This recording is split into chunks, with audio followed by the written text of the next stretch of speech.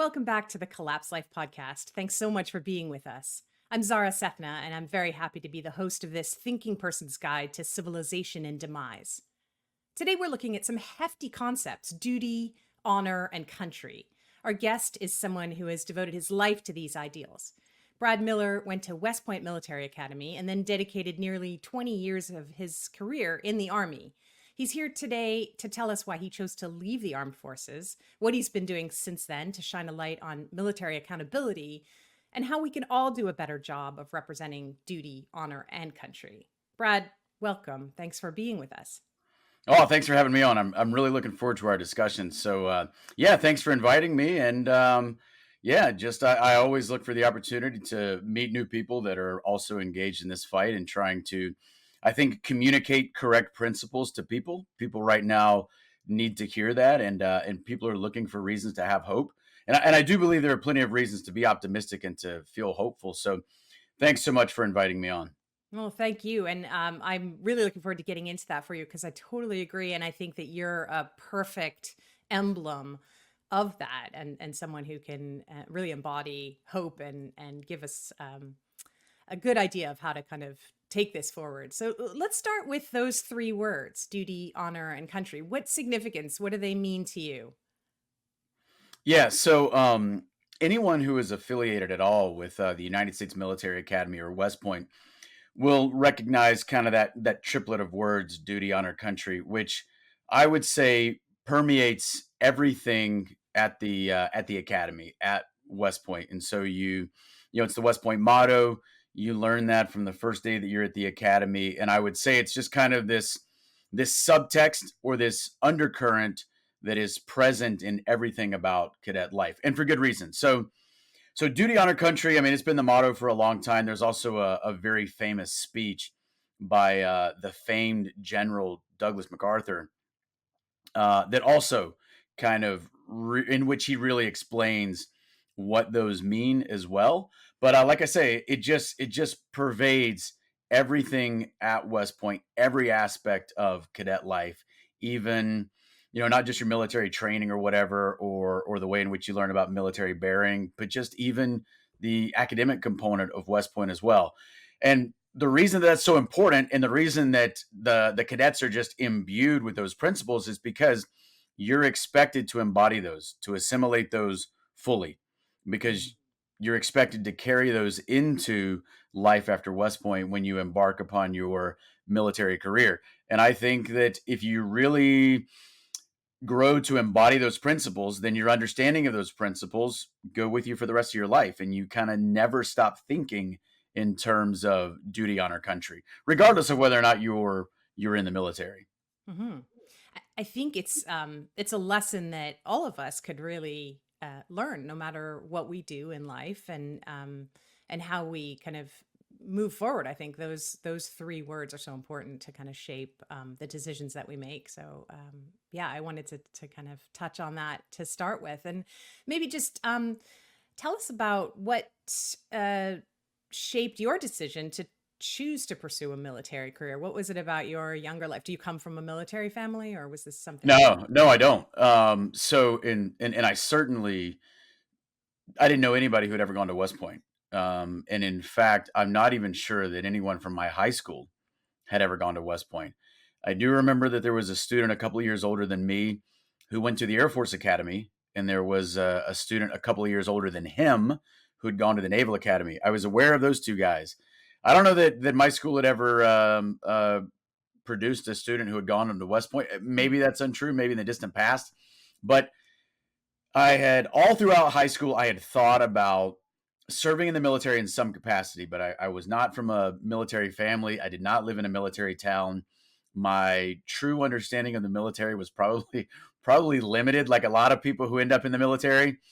Your notion of the military is from movies, etc., which is a terrible way to learn about the military, because it's I mean, it's Hollywood for a reason, and it's only showing you a small glimpse of what military life is like, and Right. even that is quite theatrical.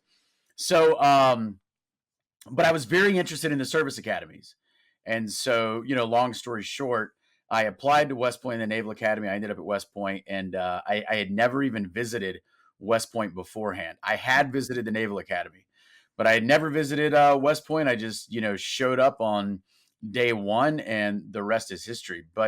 And even with everything that has happened since then, I don't regret it. It was a great place to go to school. It was a great place to spend 4 years, coming out of high school when you're at that age, and when you are, technically you're an adult, I guess, you're out of high school. Most people are 18, or maybe even slightly older by the time they show up, but you're still in those extremely formative years where you are learning about yourself. You're away from home. It's a rough experience. I mean, Yeah.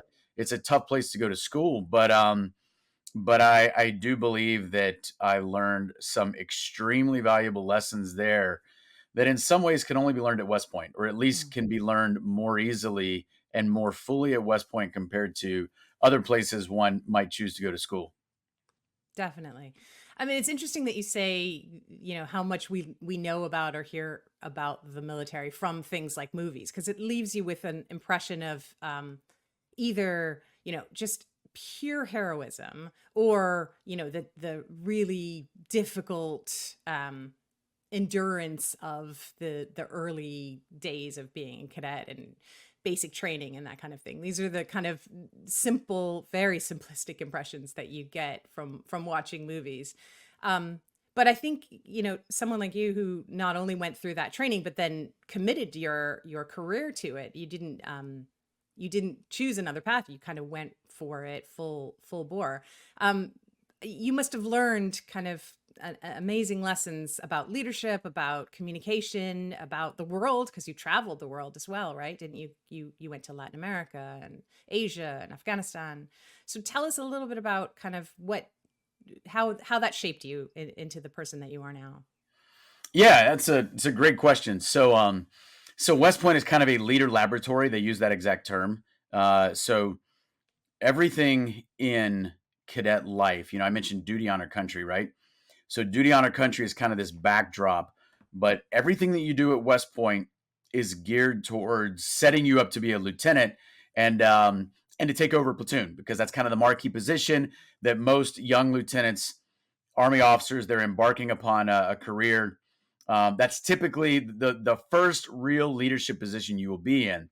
And for a young lieutenant, it's a big responsibility. So all of cadet life is generated towards setting you up to be a platoon leader within probably a couple of months of starting your actual Army career. Mm. So it is very much a leader laboratory. So when I graduated from West Point in 2003, my original commitment would have been for 5 years. So I knew that at least until the summer of 2008, I was going to be in the Army. And at that time, I could not necessarily have told you how long I planned to stay in. Mhm. I was very open minded about that. Um, I I wasn't necessarily set on doing 20. Being a lifer, that's sometimes a word you'll hear for people who do a full career, may do 20, may do 30. Mhm. Um, I didn't know. I was very open minded. So I was just going to kind of go into it. I was going to try to take advantage of the time that I was going to be in the Army to learn and experience things. And then I was just going to play it by ear. And so I started in the Army, and I did. So I had some very unique positions along the way. I did do a couple of tours in Afghanistan. That, of course, is not unique for people who served in the time period that I served in. But aside from that, I also spent 3 years in South Korea, Mm. and I was there from 2017 until 2020. And just in the job, or the role that I held there, I really got to see a unique part of being stationed in Korea compared to what most people would see. I also spent a year in Honduras, and even above and beyond that year in Honduras, I spent a lot of other time either working with Latin American militaries, or kind of traveling abroad, and in some of those countries in Central and South America. So yeah, I mean, I experienced a lot during my Yeah. 19 years that I was in. Yeah.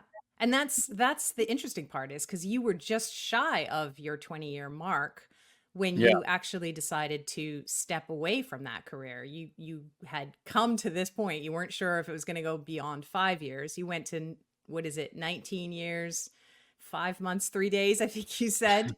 Yeah, 19 So months, 19 years, 3 months, 19 years. 15 days. Yeah, 19 years, 3 months, 15 days. Um, well, so that's obviously, remembering that exact time period is very important to you. So what led you to walk away from that? Yeah, that is the question, right? So many people, even if they're not necessarily familiar with what it means to serve in the military for a long time, uh, people may know and others may not that if you serve for 20 years, then you do qualify for retirement pension. So Mhm. that 20-year mark is very important. And in fact, I would say people in the military kind of once they get to the 10-year mark, generally, that's kind of when people make the decision that, okay, well, I've stayed in. I mean, I'm halfway there. I might as well just do 20, you know? Right. So, and I would say I was kind of in the same boat. I mean, once I got to about 10 or 11 years, I realized like, okay, at this point, I'm probably in at least 20, maybe even a Mhm. little beyond 20. And as I got closer to 20, I kind of told myself in my mind that I would do about 25. I had some goals that I still wanted to accomplish in the military, and kind of mentally, I told myself maybe I could see myself doing about 25. Um, then, of course, COVID happened. So I was stationed in Korea at the time. I mentioned a couple of minutes ago that I was in Korea from 2017 until 2020. So I Mhm. returned from Korea to the United States in the summer of 2020. So COVID had kicked off. It was a big deal in East Asia because, of course, the narrative that everyone was being told was that this originated in China. And so I Mhm. was in Korea at the time. And so Koreans were taking this very seriously, and so was the U.S. command in Korea. So it was a big deal. I mean, people were, I would say people were very nervous. Now, whether or not that was founded or unfounded or whatever, but people were very nervous, Mhm. and I don't necessarily fault anybody for that. I understand. So, um, but but of course, even in early 2020, we didn't necessarily know what late 2020 or 2021 would exactly look like. But people Yeah. were starting to get very nervous with words like lockdowns. Mhm. And I remember being nervous that I wasn't going to be able to leave Korea to get back to the States because of, travel being shut down. But I was able to leave, and I ended up back in the States in the summer of 2020. And then as we got closer to the end of 2020, of course, people started talking about the rollout of, the injections that were going to, be pushed on everybody, if we're just being honest about what happened. And so in my mind, I was extremely skeptical from day one about what we were being told with COVID. Now, I'm Mhm. not I'm not here to tell you that I had it all figured out and that I was the genius from day one that had this all figured out. I'm not saying that. But Mhm. what I am saying is I just never believed the narrative that we were being told. And we could probably get to this, but by the early spring of 2020, I was very skeptical about much of anything that we were being told by the government. And there's kind of a backstory to that. But so as we got closer to the end of 2020 and the shots are being rolled out, for me, there's just zero chance that I am going to take the shots. Mhm. Um, One, because I'm not going to trust them, but two, because I think that there's a more sinister agenda at play. And I don't exactly know what it is, but I just know that you're not supposed to take these shots, you know? Mhm. So in the summer of 2021, I was going to take command of a battalion in the army, and it is kind of a big deal. So that's if you're a lieutenant colonel and you get chosen to be a battalion commander, it's a prestigious selection, and it does. I mean, it's a mark of distinction on your career, and Mhm. and I was very proud to have been selected to be a battalion commander, and I was happy that I was chosen to select the battalion that I wanted to select. So you put together kind of your wish list when you want to compete to command a battalion. You put together your wish list, and there were about 80 battalions that I was eligible to command, Mhm. and you basically have to number them one to n in a way. And my number one choice is the battalion that I got selected for. So I felt very, very, proud and very happy Yeah. and very excited. But at the same time, as all this is happening, on the other hand, so I end up taking command of that battalion. This is at Fort Campbell, Kentucky, Mhm. the 101st Airborne Division. For people who might be at least familiar with that division by name, it has a very famous legacy. It's a very storied division, and rightly so.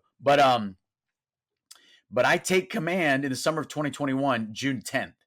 Hmm. So just to kind of situate ourselves in the timeline, the COVID shot mandate in the military will come out August 24th, so about Okay. 2.5 months later. Okay. But even the day that I end up taking command, I mean, I very much know that I'm on borrowed time, because I Right. know at any time, I mean, the writing's on the wall. At any time now, this mandate is going to be implemented. I'm going to refuse, Hmm. and I'm going to be fired. I mean, I knew that. I knew that 100%.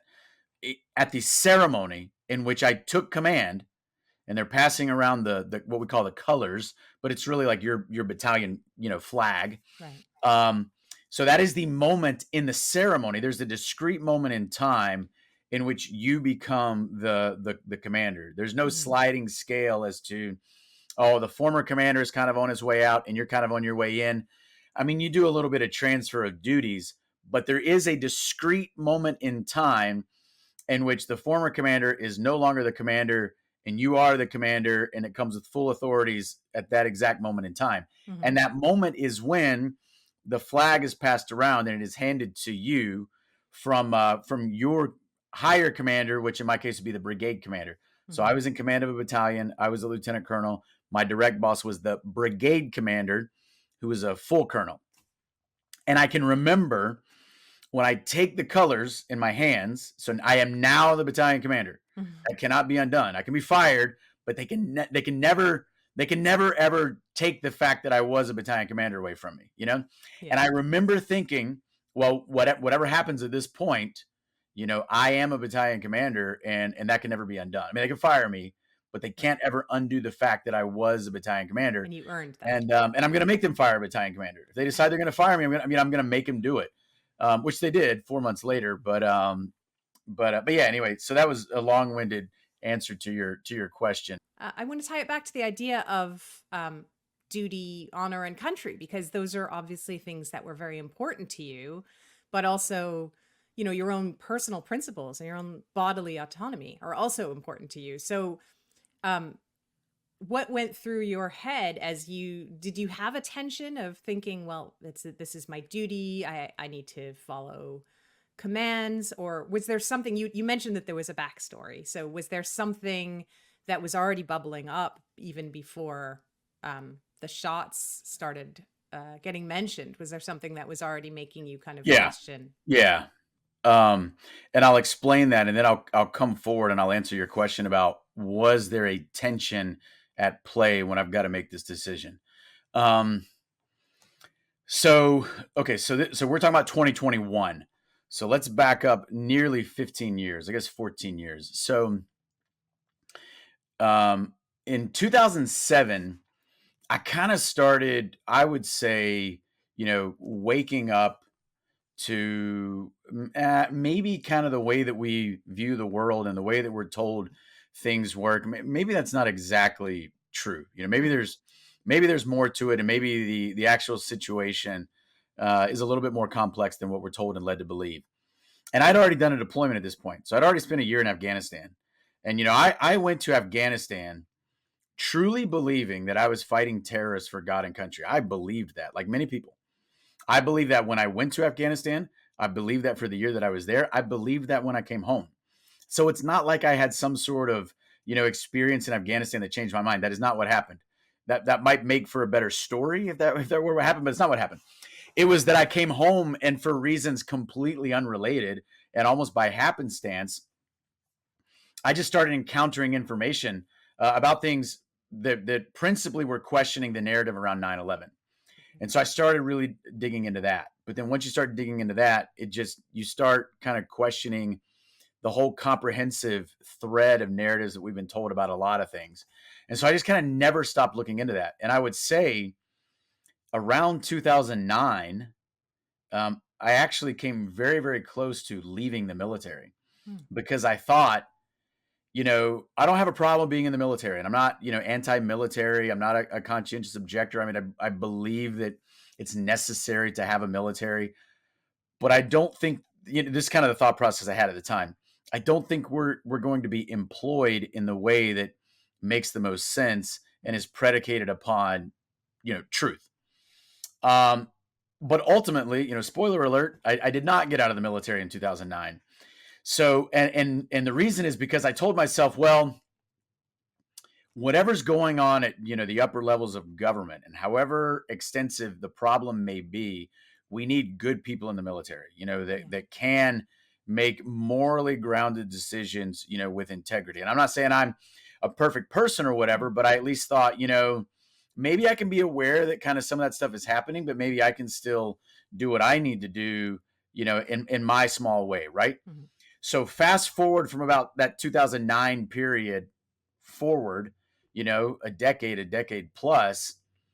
And when I saw what was happening with COVID, I no longer felt the same. I Mhm. thought the problem is so much worse than I thought it was. And I no longer believe, this is just Brad Miller's opinion. There are Mhm. people who disagree, but I no longer thought um, we need good people on the inside. I Mhm. said, as much as I care about this institution, the people that are running this institution, the corruption is so extensive and so bad that I have to leave this organization. And that wasn't a decision that I made in one day, but just watching this, um, I was never going to take the shot. I was never going to go along with that. And I would say one reason was because of medical freedom, but it wasn't even my number one reason.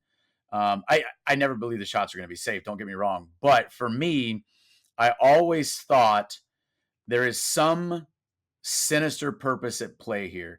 And Mhm. I don't know exactly what it is, but I do believe it's treasonous. And now I'm very much convinced of that. And I do believe that something is happening inside our own government that is going to weaken the government and weaken the military. And I think that's very evident now. Yes. But but I just knew that I can't go along with this. I may not be able to articulate this to people because this is largely speculative, but based on everything that I've seen and studied for, a decade plus, this is kind of an ongoing conversation that I'm having in my mind at the time.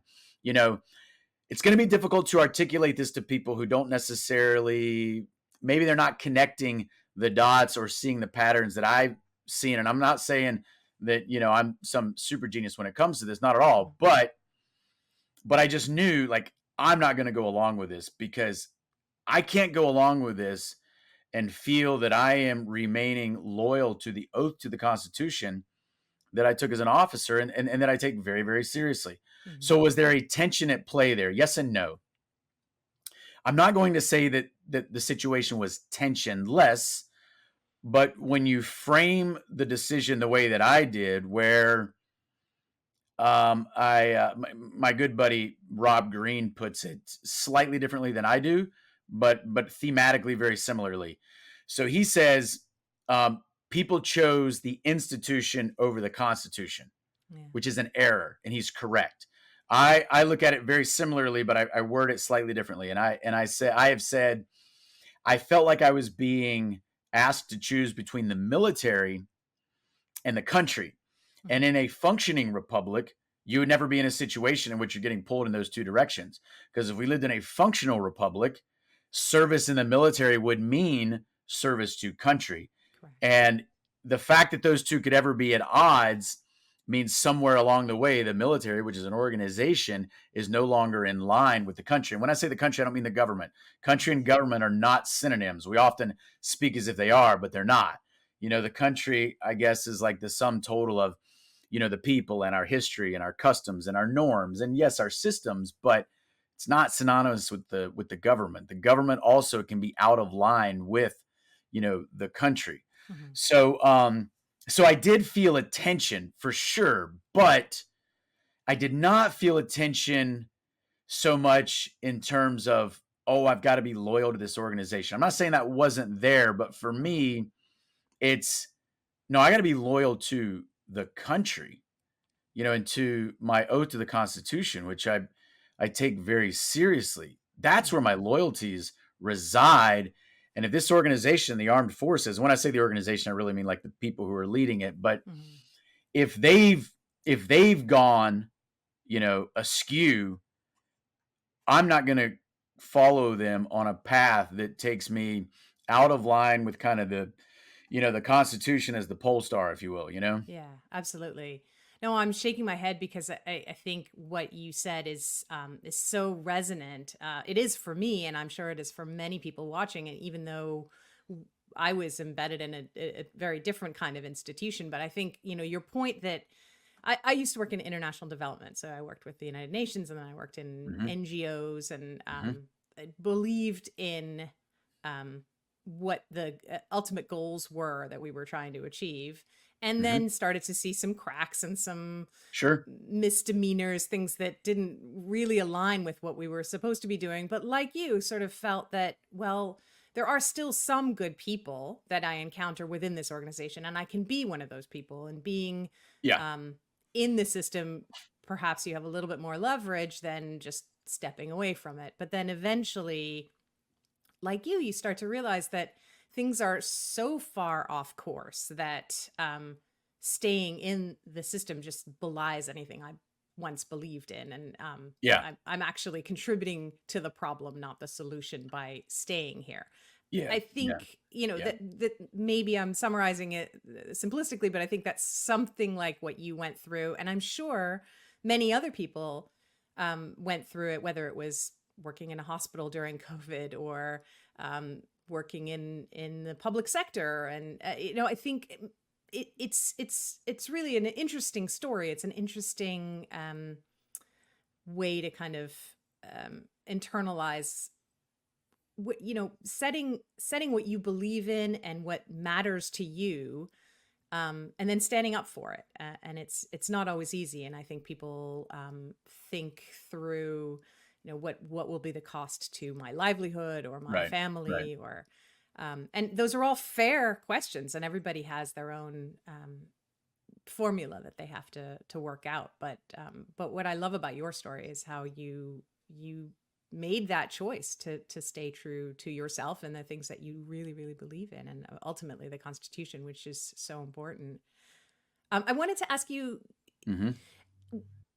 do you feel like in the 20 years that you were in the military, do you feel like the military as an institution changed, or do you think it was just a personal evolution of how you saw it, or the the yeah, how you experienced it, or do you Yeah. think So I there's think actually I been a think the change? sure. So I think ultimately I think both, but yes, the military did change. Now I certainly changed for sure. Whether it was just a maturation that's going to take place over 20 years of your life, or just the way in which kind of my worldview changed, which was significant. Um, but the military also has changed, and I am I mean, I'm pro military. I mean, I don't really have anything against the institution. I'm proud to be a West Point graduate. I'm proud to be a veteran of the Army. I just wish that the leaders of the Army actually believed in what we call the Army values. These virtues that the Army purports to imbue upon even its youngest service members. I just wish the actual leaders of the institution believed in and lived those values, and they don't. I'm just going to be frank; they don't. They may think they do, but they don't. We're at a point. I'm just going to be very frank.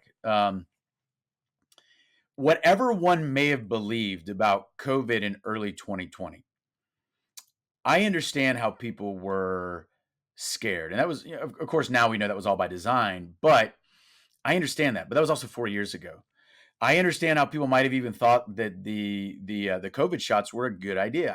I didn't, but I can understand how people were led to believe that. Yeah. But when I look at the mandate that was implemented in the military, first of all, it was totally unlawful. And I would say, and I'm not a lawyer, but I would say it was also implemented. The manner in which it was implemented was based on fraud, Mm. and collusion between the Department of Defense and the FDA. I believe that is what happened. But also, I can understand how people in the military were not aware of that because great steps were taken to obfuscate what was actually being done. This fraud that was being committed. So I understand how people were confused. But that was 2.5 years ago when the mandate went into effect. It was more than 2.5 years ago. And so many more red flags have come out. Mm. So many more question marks have surged that I'm less concerned with what people, I mean, I think it's problematic what people believed when the mandate went into effect. I would like to think that our military leaders would have a higher acumen for their strategic thinking and their ability to survey the environment, understand where the real threats exist, and then make optimal decisions. None of that happened. I think that's extremely problematic. We should worry about that. But aside from that, if they got it wrong 30 months ago, 32 months ago, well, what about now? How come we have not had a single general officer or admiral speak out? And when I say not a single one, I'm talking, so we have about 600 positions for generals or admirals, 1-star to 4-star, in our active duty military force across all service branches. We maintain about 600 billets for those officers, our most senior officers. Not a single one of those that is currently serving in our active duty force, Army, Navy, Marine Corps, none of them has come out and spoken and said, we got this wrong. We got this bad wrong. And oh, by the way, it was unlawful the way in which we carried it out. None of them have come out and said that. And we know none of them have come out and said it because if they had, it would instantly be news and they would probably have been immediately fired, But because all of these, and I will repeat all, without exception, are cowards. They are cowards. And I will explain that. They may not have known what was going on 2.5 years ago, which is an indictment on their strategic thinking ability for someone who's a general or an admiral. It's absolutely an indictment. I mean it to be so. That was 2.5 years ago.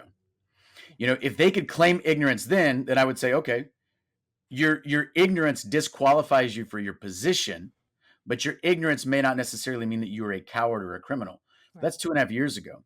With all the information that has emerged in the last 2.5 years, you can no longer claim ignorance. If you're a senior leader in this military right now, you either know what has gone on and the way in which our defense has been eradicated because our readiness of the force has been eradicated. You know that has happened and you keep your mouth shut because ultimately silence is consent and you're okay with that. Or you don't exactly know what happened because you're afraid to look into it. And that also makes you a coward because you're scared to look into it because you're afraid of what you might find. So every single one of these senior officers are cowards and they are putting our nation at risk. And I will tell you, I'm glad to be out of the military.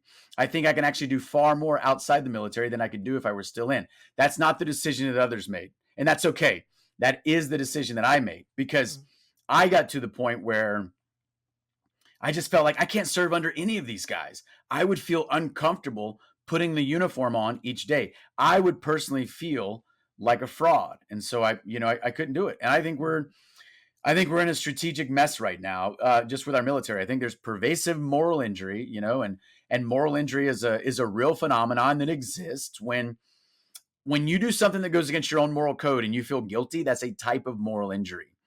When you are part of an organization that has a very well-established moral code, a very well-established ethos, culture, like the military certainly does, and then you watch every single senior leader out there act in direct and complete opposition to the military's well-established moral code, that kind of disconnect that you feel when you see these guys that have 30 years of service that have been saying one thing for 30 years, and then at the most important time of their career, when their nation needs them most, they're nowhere to be found, or they're on the wrong side. When you see that and it doesn't make sense, that's moral injury.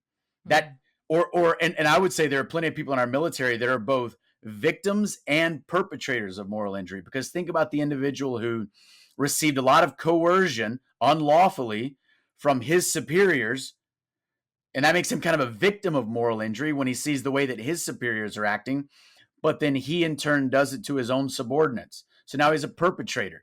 And I think there are a lot of people like that are both victims and perpetrators of this this phenomenon, which is it's a real thing that is moral injury. But I think that this is the state of our military right now. And I'm going on quite a bit here, so I'll sum this up with just one final point, which is, if you're going to attack the United States, right, and you want to attack conservative American values, one of the institutions you have to attack is the military. And it's not just because of national defense. So that's certainly one reason. But another reason that people may not necessarily recognize is the military has long been a cultural component of kind of our, our national ethos, what we believe about being an American, because of the values, the long-standing values that have been in the military for, 2.5 centuries. And so you have to attack that pillar in order to kind of attack the overall culture of the nation, if that makes sense. Yeah, it absolutely makes sense, and it's scathing. Um, so tell us about what you are doing now that you've left the military to call for accountability and to try and call for some justice or Yeah, some yeah. sure. So there is a movement of people who are either still serving, or are veterans. There's this movement, this call for military accountability, and this has been going on, since the mandate. So this movement's been going on since, I would say August of. Well, really, I mean, I would say it even precedes the mandate in some ways. But you've had people in some ways speaking up about the unlawful nature of the mandate, or medical complications that we were seeing as a result of the shots. I mean, people have been saying that now for 3 years, right? Um, but most recently, this kind of military accountability effort has ramped up a bit, and we produced a document that we rolled out on January 1st of this year that we call the DMA, the Declaration of Military Accountability. Now, this idea is the brainchild of a friend of mine that I mentioned earlier, Rob Green. So Rob Green is a currently serving naval officer. He actually wrote a book that was published on July 4th of last year called Defending the Constitution Behind Enemy Lines. Mm. And he very bravely, put his name on the book. It's not published anonymously. And that book details the plight of the service member who is trying to navigate this unlawful mandate. And he's still in. He's still in the Navy. He was able to kind of make it through up until the point where they actually repealed the mandate. So he's still in. But I would say, kind of in his mind, a follow-on to that book was this idea to put out an open letter to the American public. So he kind of penned this document. He shared it with some close friends. I was one of those. So we looked at this document. We, condensed it down to one page, maybe further tailored a little bit of the language a bit. And then we socialized it with a larger group of people. And we ended up getting 231 service members and vets to put their names on this document. Mm-hmm. And then on January 1st, I sent this document to the chairman of the Joint Chiefs, which of course is the highest ranking service member in the United States military, and other senior leaders, and told them, hey, this document's about to hit the streets. This is an open letter from the 231 signatories whose names are attached to the American public that we are no longer going to stand by and watch you senior leaders violate your oaths to the Constitution, break the law, and circumvent the military's own legal framework, and regulations. And then I turned around, I put it on social media. It ended up getting, millions of views. And since then, we have tried to be very vocal in calling for accountability. Now, if people want to find that Declaration of Military Accountability, I would point them to militaryaccountability.net. Mm-hmm. Militaryaccountability.net. If you go to that website, you will see the one-page Declaration of Military Accountability. You'll see the 231 names of those who signed the document.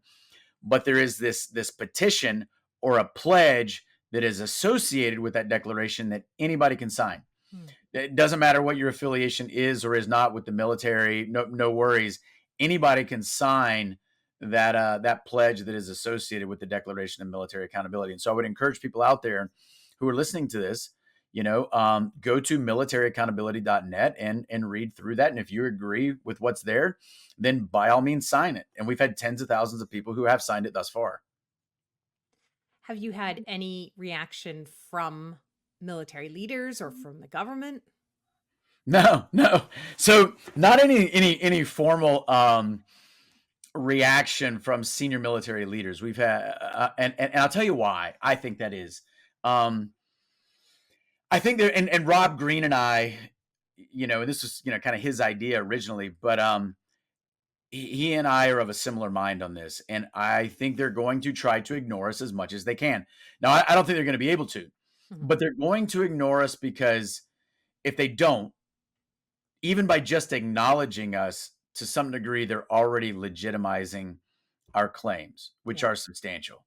So I think they're going to ignore us as long as they can. Our job, with the help of the American public, is to make ourselves what I call unignorable. If I can, coin that word, it's probably not Yeah. really a word. If it is, Impossible a to little ignore. bit clunky. Yeah. But that's our job, is make ourselves unignorable so that Mhm. they have to grapple with what they're saying. They have to contend with what they're saying. And I tell you, it's as simple as, and people probably think that we're snarky or whatever, but even just when the army posted something on Twitter yesterday that in which they posted one of the army values, which is integrity. And they had this little banner of integrity and what integrity means and what it means kind of to the army within that context.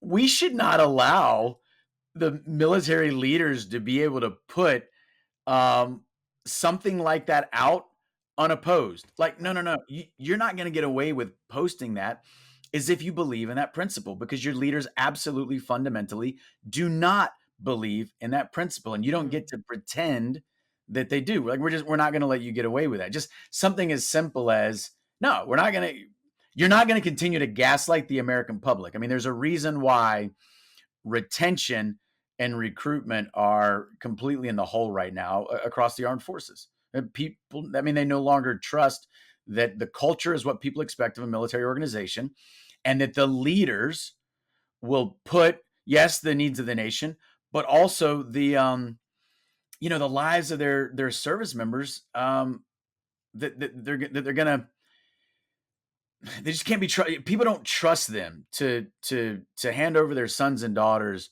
to these leaders and feel that these leaders are going to have their best interest at heart. So, where does that leave us then in terms of readiness? I mean, there's talk now of the United States getting engaged in some kind of conflict somewhere, and it's pretty likely. So, what's going to happen?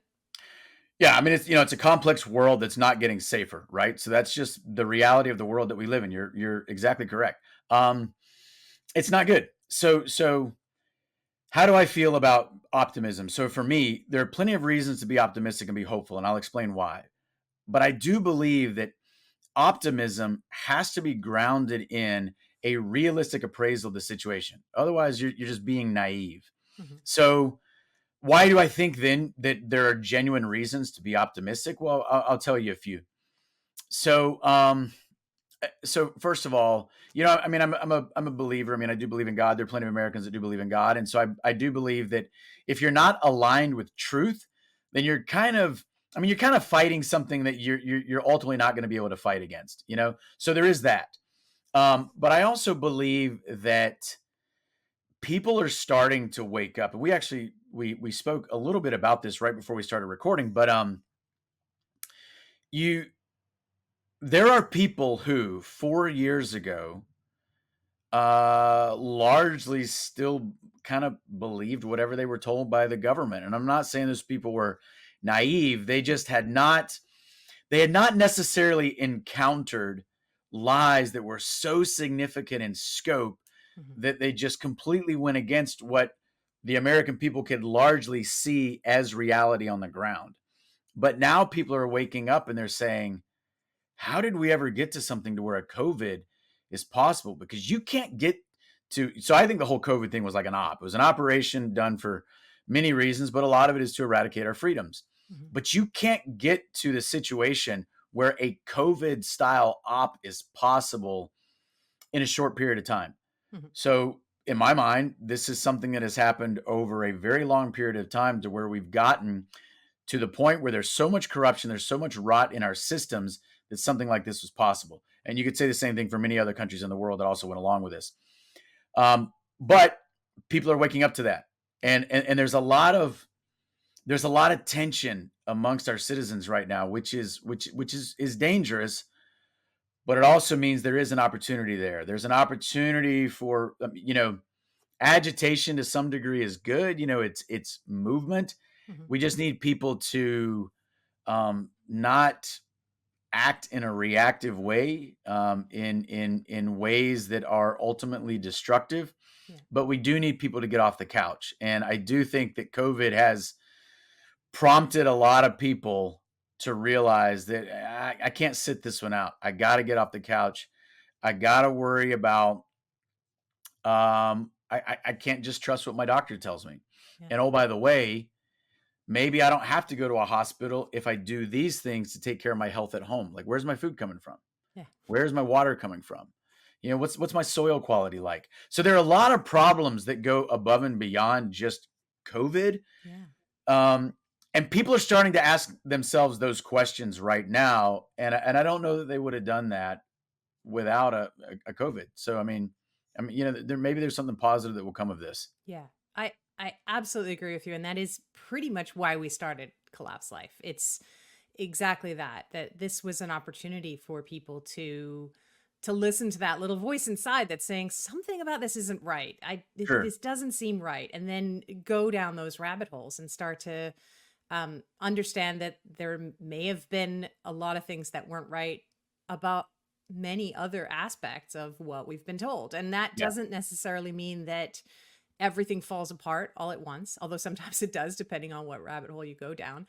But asking questions is okay, and feeling outraged is okay if it's genuinely based on something that you're thinking through, and not just being that outrage being imposed on us because we're being Yeah. instrumentalized, or because our compassion is being weaponized. That's what we all have to kind of guard against, and that's what we try to use Collapse Life as an offering to sort of ask those questions, have a discussion, talk to people like you about what we can do about it.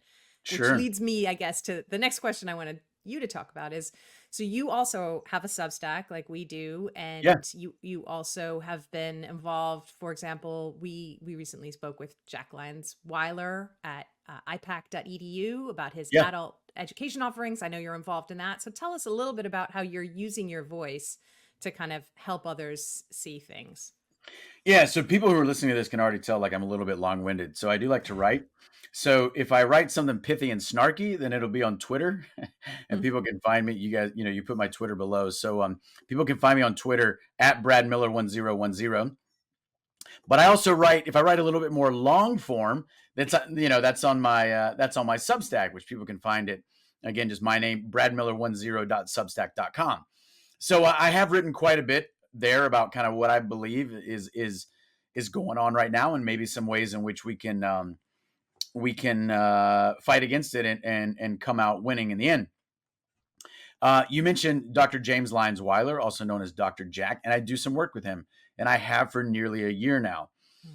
So so people who are familiar with him will know that he's a former academic, and he's a scientist. That's what he does. But he also opened up this kind of education arm, IPAC-edu, which people can find at ipac-edu.org.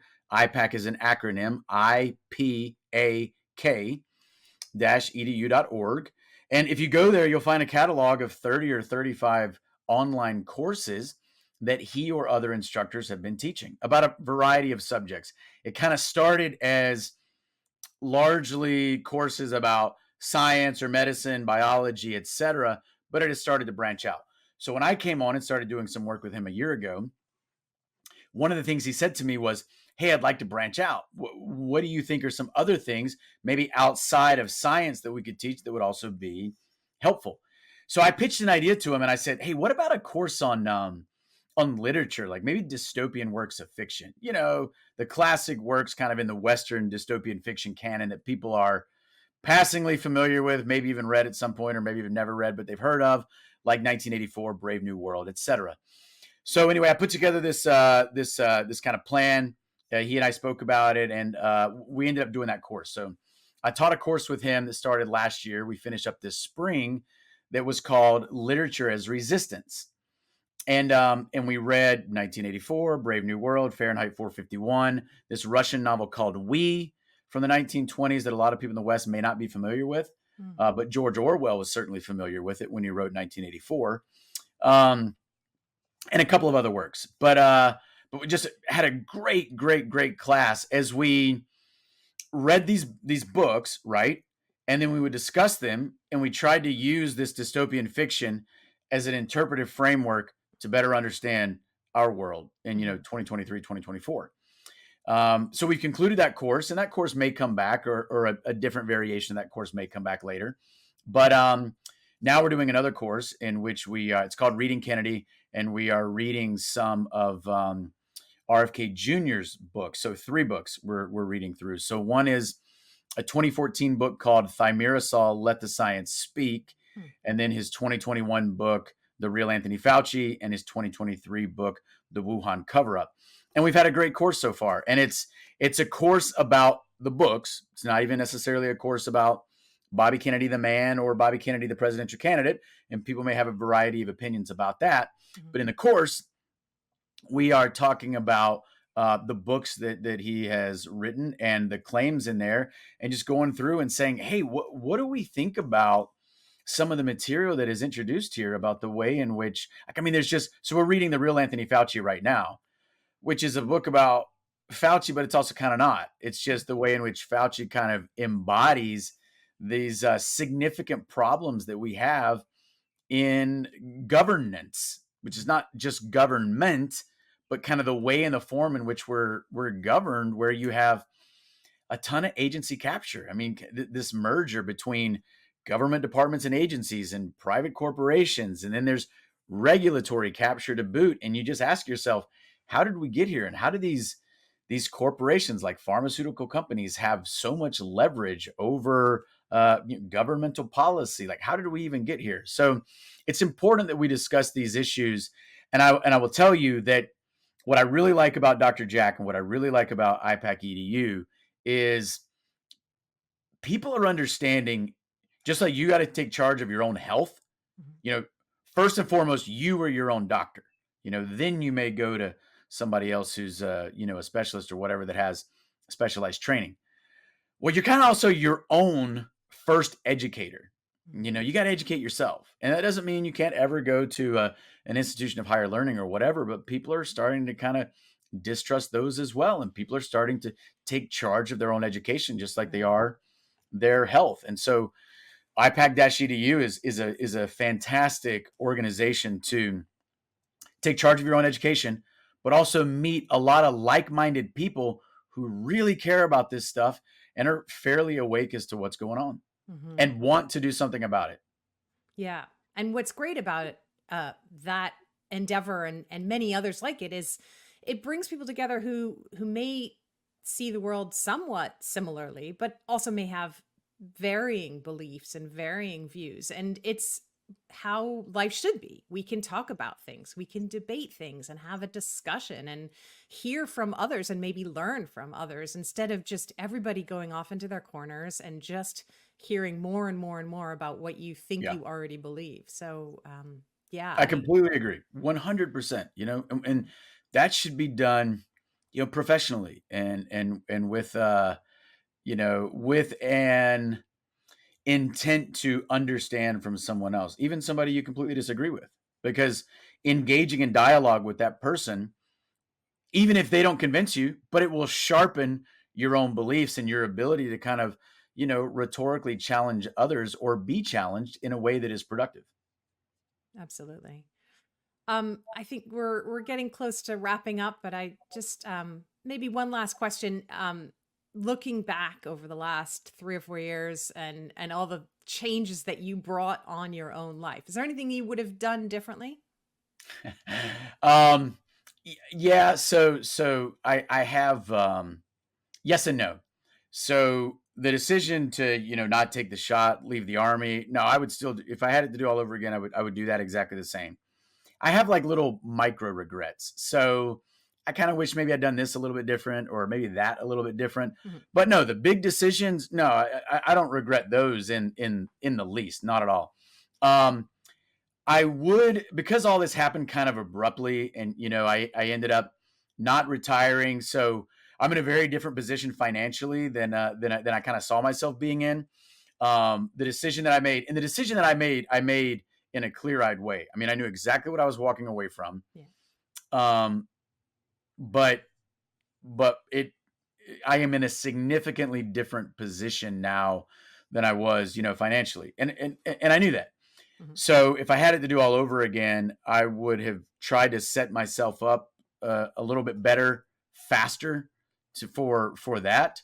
But it is what it is. So yeah, things like that. But I would not change overall what I decided to do in any way. And if I'm being honest, and I don't mean to sound arrogant or whatever, but I mean, I am proud of myself for the stand that I took, and I do Yeah. believe that it was this accumulation of everything that I learned in 4 years at the academy and then 19 years in the army. And ultimately, I must say, it's my same. It's the same principles and the same beliefs that led me into the army or into the academy that 2 decades later led me out of the army. And that may sound paradoxical, but it's the same concepts of, kind of duty on our country or that oath to the Constitution. Yeah. So it may sound paradoxical, but it's the same principles that led me into the army that nearly a full career later would lead me out. Yeah, that's so great.